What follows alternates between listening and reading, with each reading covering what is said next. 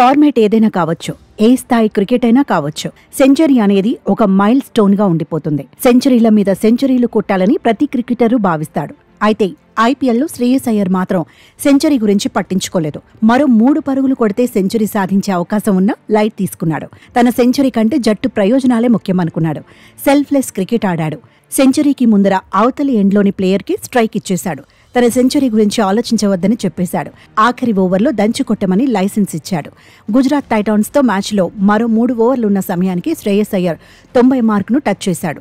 19 ఓవర్లు ముగిసేసరికి మరో 3 పరుగులు చేస్తే శతకం పూర్తయ్యేది. కానీ అవతలి ఎండ్లోని Shashank Singh hard hitting skills పై శ్రేయస్ నమ్మకం ఉంచాడు. సెంచరీని త్యాగం చేశాడు.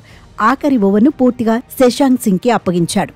సిరాజ్ వేసిన ఆఖరి ఓవర్లో శ్రేయస్ అయ్యర్కు ఒక్క బాల్ కూడా ఆడే అవకాశం రాలేదు. లాస్ట్ ఓవర్లో శశాంక్ సింగ్ ఏకంగా 23 పరుగులు పిండేసుకున్నాడు. శ్రేయస్ అయ్యర్ 97 పరుగుల దగ్గర ఆగిపోయాడు.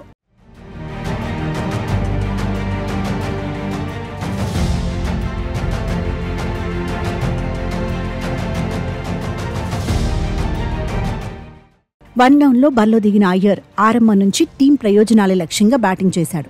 విధ్వంసకర ఇన్నింగ్స్తో రెచ్చిపోయాడు. సహచరులతో కలిసి కీలక పార్ట్నర్షిప్లు నమోదు చేశాడు. ఒక ఎండ్లో చివరి వరకు క్రీజ్లోనే ఉన్నాడు. 42 బంతుల్లోనే 97 పరుగులతో నాటౌట్గా నిలిచాడు. 230కి పైగా స్ట్రైక్ రేట్తో పరుగులు చేశాడు. శ్రేయస్ తన సెంచరీని త్యాగం చేయడంతో శశాంక్ 16 బంతుల్లోనే 44 పరుగులు సాధించాడు.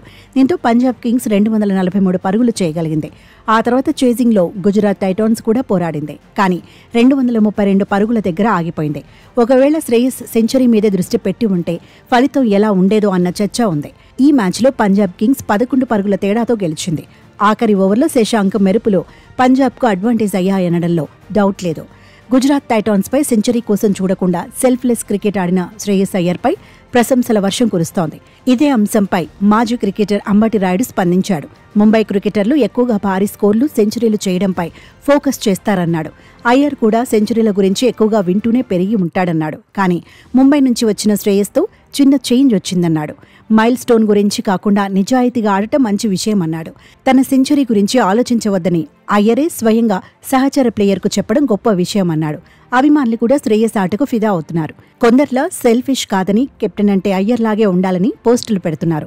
మాజీ క్రికెటర్ రాబిన్ ఉతప్ప కూడా అయ్యర్పై ప్రశంసల జల్లు కురిపించాడు.